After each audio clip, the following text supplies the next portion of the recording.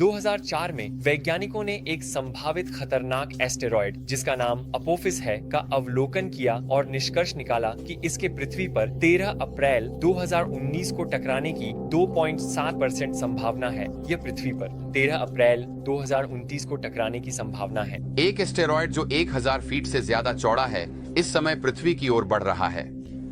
ये एस्टेरॉयड इतना बड़ा है कि ये एक पूरे शहर को समतल कर सकता है, इसलिए इसने आम जनता में बहुत डर पैदा किया। जैसे जैसे हमने इसे और अधिक देखा और अपने मॉडल को सुधारने की कोशिश की, यह स्पष्ट हो गया कि हमारी गणनाएं वास्तव में गलत थीं और अपोफिस के पृथ्वी पर अगले सदी में टकराने का कोई खतरा नहीं है।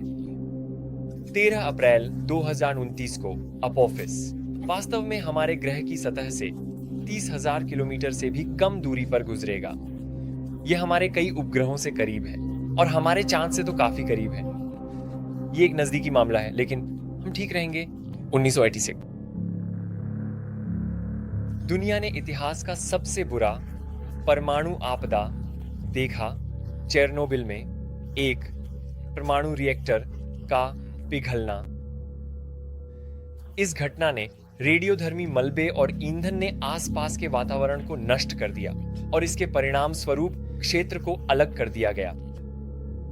चेरनोबिल निषेध क्षेत्र अब 1000 से अधिक है। 1000 वर्ग मील का निर्जन भूमि जो लोगों को नुकसान से बचाने के लिए संरक्षित है। अब क्योंकि यह घटना इतनी विनाशकारी थी, वैज्ञानिक वर्तमान में अनुमान लगाते हैं कि रिएक्टर के चारों ओर का क्षेत्र 22,000 के आसपास फिर से रहने योग्य नहीं होगा।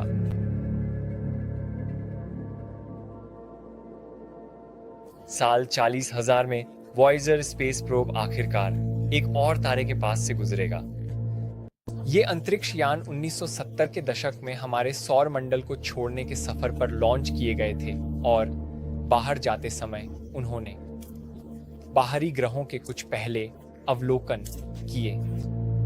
अब वर्तमान में वॉयेजर एक अंतरिक्ष यान पृथ्वी से सबसे दूर का मानव निर्मित वस्तु है और हालांकि यह पिछले 50 वर्षों से यात्रा कर रहा है, यह अभी भी पृथ्वी से केवल 22 प्रकाश घंटे दूर है। अगर वॉयेजर 1 प्रोब के पास एक विदेशी सभ्यता तारे के पास रहती है तो वे इसे पहचानने और करने में सक्षम हो सकते हैं।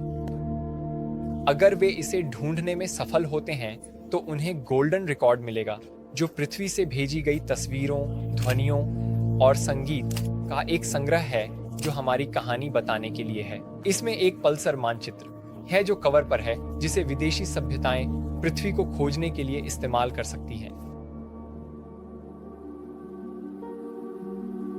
लगभग हर 300,000 वर्षों में पृथ्वी का चुंबकीय क्षेत्र पूरी तरह से उलट जाता है, उत्तर दक्षिण बन जाता है और इसके विपरीत। लेकिन ऐसा होता है कि हमें ध्रुवीय उलटाव के लिए समय पर होना चाहिए। आखिरी बार यह लगभग 780,000 साल पहले हुआ था। तो अगले कुछ हजार वर्षों में हम पृथ्वी के चुंबकीय क्षेत्र के उलटने की उम्मीद कर सकते हैं। यह हमें खतरे में डाल सकता है, जिससे हम भूचुंबकीय तूफानों के प्रति अधिक संवेदनशील हो जाएंगे और वैश्विक बिजली कटौती का सामना करने की हमारी संभावनाएं बढ़ जाएंगी। जब एक विशाल तारा अपने जीवन के अंत तक पहुंचता है और उसके पास उपयोग करने के लिए कोई ईंधन नहीं बचता, तो वह ठंडा हो जाता है, जिससे तारा कुछ ही सेकंड में अपने अंदर ही सिमट जाता है। ये पूरे गैलेक्सी में धक्का भेजता है और इसे सुपरनोवा के रूप में जाना जाता है।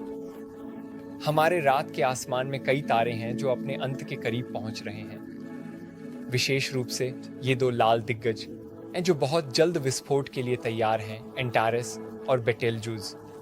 उम्मीद की जा रही है कि वे दोनों अगले 1 मिलियन वर्षों में कभी सुपरनोवा बनेंगे।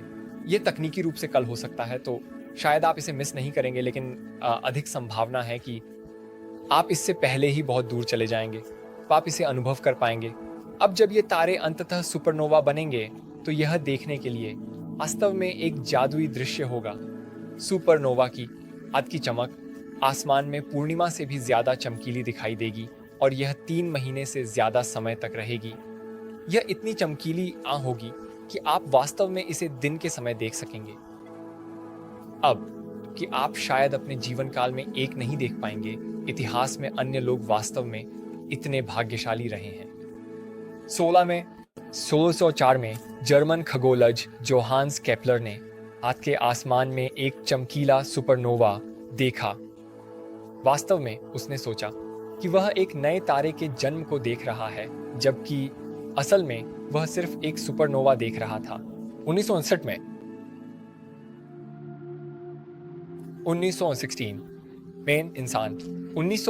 में इंसान ने पहली बार चंद्रमा पर कदम रखा और हमने अपना निशान छोड़ा, दोनों ही अर्थों में। वहां प्रसिद्ध पदचिन्ह बने जो चंद्रमा की सतह में अंकित हैं।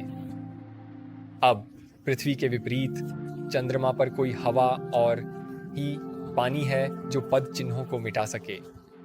हालांकि लगभग 10 मिलियन वर्षों के बाद नील आर्मस्ट्रैंग और बज एल्ड्रिन द्वारा छोड़े गए पहले पद चिन्ह अंततः सूक्ष्म उल्कापिंडों के प्रभाव के कारण मिट जाएंगे।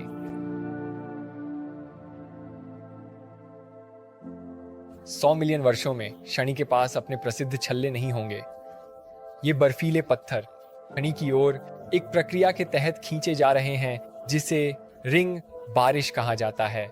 अब हमारे वर्तमान अनुमान बताते हैं कि हर सेकंड लगभग 10 टन ये पत्थर गैस के विशालकाय शनि पर गिरते हैं। हम वास्तव में काफी भाग्यशाली हैं कि हमें इस अपेक्षाकृत छोटे समय के खिड़की में अस्तित्व में रहने का मौका मिला है, जहां हम शनि को अपनी सारी खूबसूरती के साथ, उसके छल्लों के साथ देख सकते हैं। लेकिन उदास मत होइए, जबकि शनि अंततः अपने छल्ले खो देगा, एक और ग्रह वास्तव में नए छल्ले बनाएगा। लगभग 40 मिलियन वर्षों में मंगल की गुरुत्वाकर्षण अपनी निकटतम चंद्रमा फोबोस को तोड़ देगा। ये टुकड़े आसमान में फैल जाएंगे, मंगल के चारों ओर नए छल्ले बनाएंगे। इस साल की शुरुआत में नासा के मंगल रोवर परसेवेरेंस ने लाल ग्रह पर फोबोस द्वारा सूर्य को ढकने का यह खूबसूरत फुटेज कैद किया। अब भविष्य में यह स्पष्ट रूप से नहीं होगा क्योंकि फोबोस गायब हो जाएगा। तो उम्मीद है कि मंगल पर इंसान इसे अपने खुद के आंखों से देख सकें, इससे पहले कि बहुत देर हो जाए। 66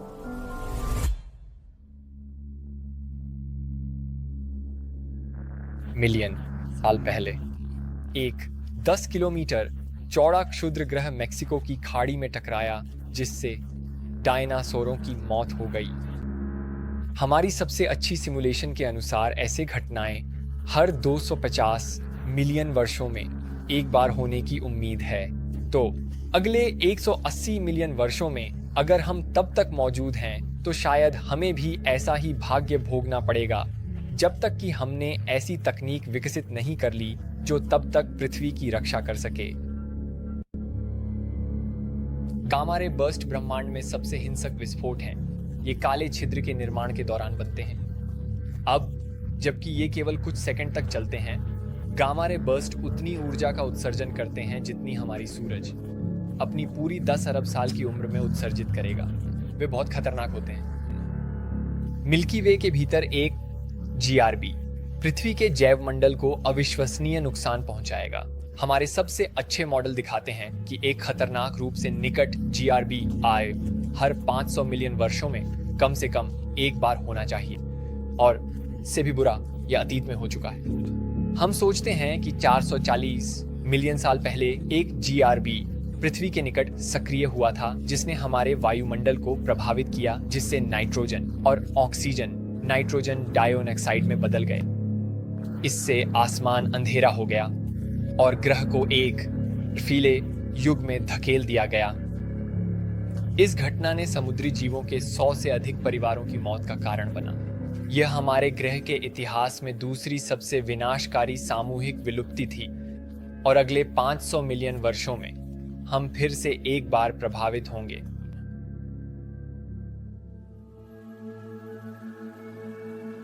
हमारी गैलेक्सी मिल्की वे हमारे गैलेक्सी पड़ोसी एंड्रोमेडा के साथ सीधे टकराव की दिशा में है। हम 2.5 मिलियन प्रकाश वर्ष दूर हैं। 4.5 अरब वर्षों में टकराएंगे तारे, ग्रह अराजकता चले जाएंगे।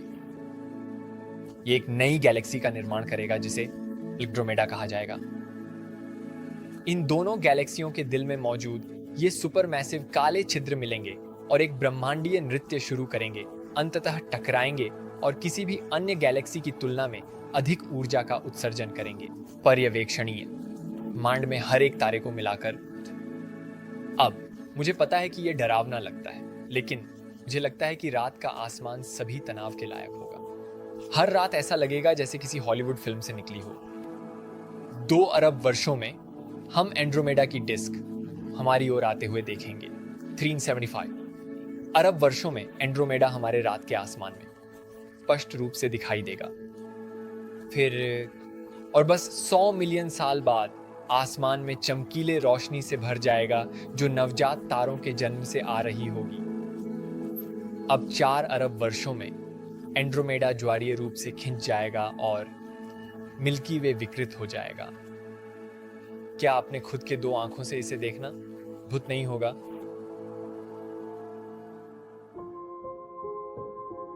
हर साल चांद पृथ्वी से लगभग 2 इंच दूर चला जाता है। यह वास्तव में हमारी घूर्णन गति को धीमा करता है और मुझे पता है कि 2 इंच शायद ज्यादा नहीं लगते, लेकिन अरबों वर्षों में यह निश्चित रूप से जोड़ता है।